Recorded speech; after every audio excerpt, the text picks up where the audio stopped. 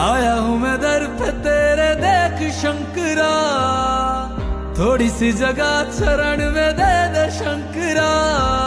तेरी शरण में आके भोलेनाथ दूर हो जाती है हर परेशानी। तूने ही लिखी है मेरी ये दास्तां, तू ही संवारेगा मेरी कहानी।